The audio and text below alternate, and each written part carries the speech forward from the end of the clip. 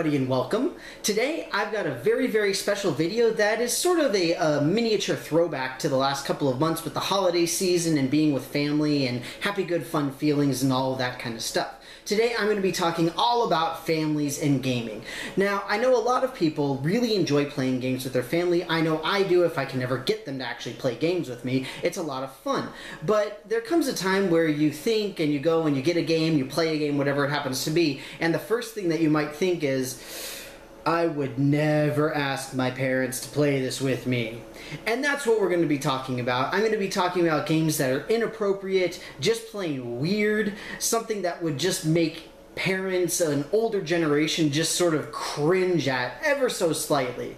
At least my parents anyway. Your parents might be different, and they might like all these games. But regardless, we're going to go ahead and get started with my number 5 game that you wouldn't want to play with your mom.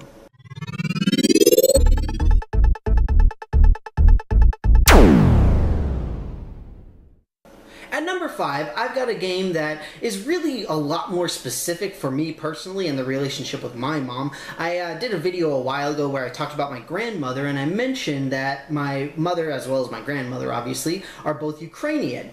And the game that first came to my mind when I was coming up with this video was Twilight Struggle. Now why is that? Well, because Ukraine was under the rule of the USSR during the Cold War, and there was all sorts of mess, and it was just really ugly, very unpleasant. So the first thing I thought was, well, if we played this game, it would be kind of difficult to like play as Russia, because then I would just feel so terrible because I would be like going against our people and like my own family.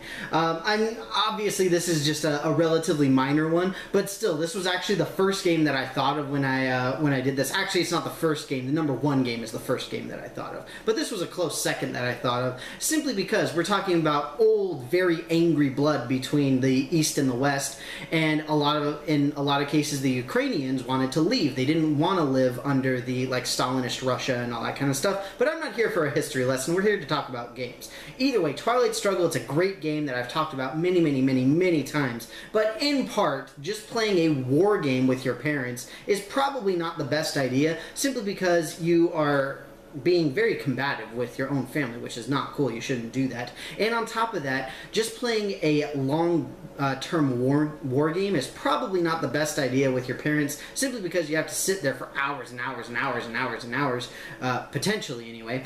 And it can not only get frustrating, but tempers can start to flare. And when you're with family, then the yelling is a little bit scarier and more real.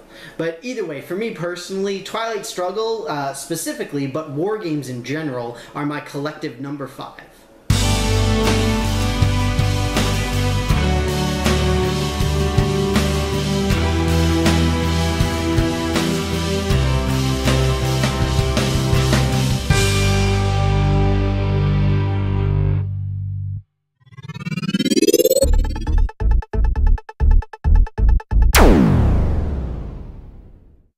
At number 4, I've got a game that is well known for not necessarily rude humor, but more just weird humor.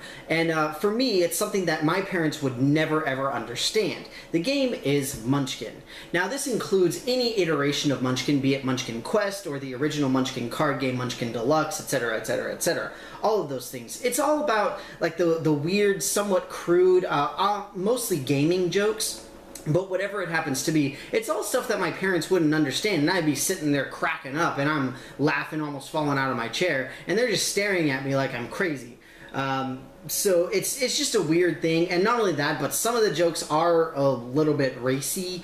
And the one thing that I thought when I was thinking about putting Munchkin on this list was in the first game, the base game, there's a card called the Casting Couch. And the last thing that I want to do is to be sitting there playing Munchkin with my mother and trying to figure out, does she actually know what the casting couch is? Because I know what a casting couch is, and it's not something that I want to discuss with my mom. I don't know about you guys, but that's just me. But just for that one card alone, and on top of that, just everything else that's in this game, be it inappropriate humor or appropriate for nerds, but probably misunderstood or completely not understood by the parental generation, as we say, Munchkin is my number 4.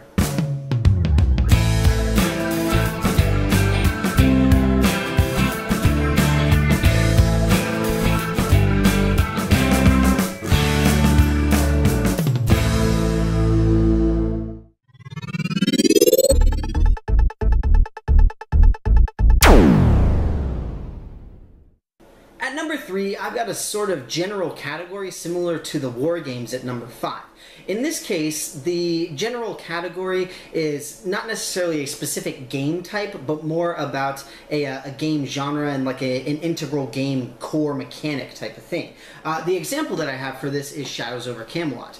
In general, the one thing that I really don't want to do, well, one of the things that I never want to do with my parents is be deceitful. Now, obviously, if it's part of a game, it's part of the game. But that's part of the problem, is like, I wouldn't want to play a game like Shadows over Camelot with my parents because you might have the traitor amongst you. And I don't want to sit there and be like, oh yeah, Mom, I totally didn't do that. And then my mom's going to be mad at me for the rest of the time that I'm visiting. Well, that's not very fun. I don't want to do that. I want to get food. That's why I'm there. That's the whole point.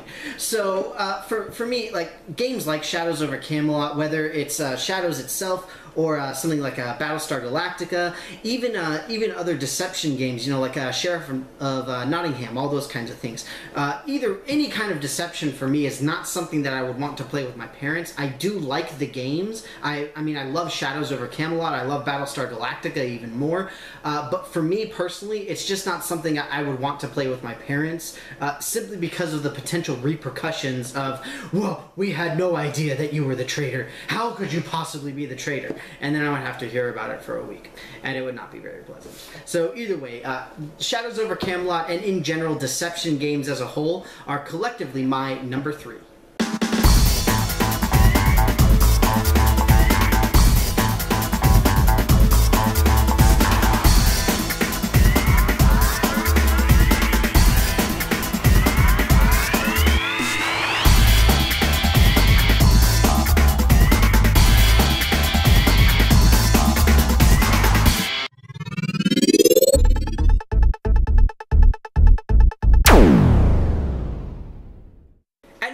I've got a very, very specific game, or rather the first edition of one game that now has a second edition, Cash and Guns.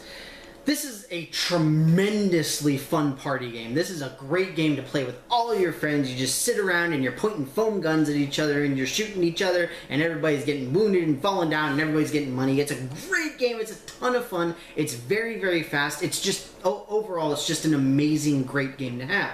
The thing is that even though it's a foam gun, I really don't want to be pointing guns and using Tontos on my parents. That just doesn't really seem like the right kind of vibe. And this sort of goes back to the whole thing that I mentioned with Twilight Struggle, as far as, you know, like war efforts and all that kind of stuff. It's just, it's not really something that I'm too comfortable with talking to them about and like working on with, and, you know, it's like, oh hey, I've got this great game where we can point guns at each other and we shoot each other. Yay, fun! It's just not something that, again, this is all for my family, obviously. This is an extremely opinionated video here. But for me personally, this just would not fit very well with my family, at least not as far as I can tell. So for me, Cash and Guns, really, and any game like it, although this is a fairly unique game, just pointing guns at my parents, it's not so good. Even the fake foam ones. So either way, for that major reason, Cash and Guns is my number 2.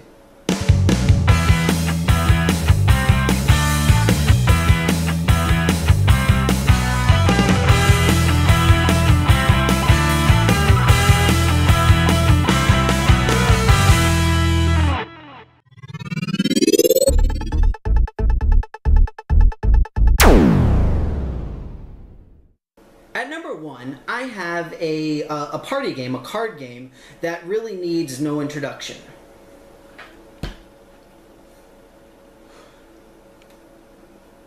And looking at it, I think to myself, do I really need to explain why I don't want to play this with my mom? I mean, it's... yeah... I don't think it's too necessary, but even so, we'll go over it a little bit. In case you can't tell from the video thus far, I would never say that my parents nor my mother herself are prudes by any means, but at the same time, Cards Against Humanity is an awful, awful game. It is just... I mean, this is the kind of game that you play with your cool college friends and that kind of stuff, which is fine. No, it's still a good game. I like it. I mean, it's just terribly, horribly inappropriate. And it's the game that I wouldn't really want to play with any of my family, much less my parents. It's just not a... Not a great way to start off a game night with the family here. But again, it is a fun game. I do enjoy it. It's I wouldn't really say it's well balanced. I mean, it's basically apples to apples, except just horrendously inappropriate. But again, it's a good game. I have fun with it when I'm playing with the right group of people, like people I know and understand, and like we all have the same weird, wacky tastes and stuff like that. But for my parents, no, I would prefer to do something else. I think that would be a lot more appropriate. And for reasons that should be fairly obvious, Cards Against Humanity, my #1 game to not play with your mom.